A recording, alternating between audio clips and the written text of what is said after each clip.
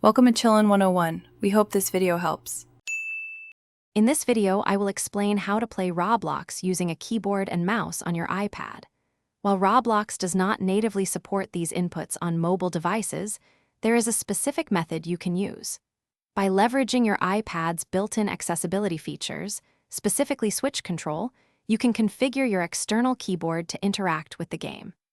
This unique approach allows you to enjoy a more traditional gaming experience. Before diving into the settings, you'll need to connect your external devices. If you have a Bluetooth keyboard and mouse, simply go to your iPad's Bluetooth settings and pair them. For wired accessories, a suitable USB-C or Lightning adapter will allow you to plug them in. Make sure your devices have ample battery life to avoid any interruptions during your gaming. Now for the core setup. Navigate to your iPad's accessibility settings and find Switch Control. Here, you will create new switches, binding each desired keyboard key to a specific on-screen touch action.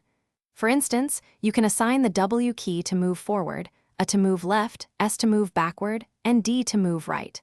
Don't forget to map the spacebar for jumping. Once configured, your keyboard inputs will simulate screen touches, allowing character movement and actions. However, it's important to note that mouse functionality is often limited. For example, camera control may not lock as it would on a computer. There will be a learning curve as you adjust to this custom control setup, but with practice, you can enhance your Roblox experience. Thanks for watching. Consider subscribing if we helped you.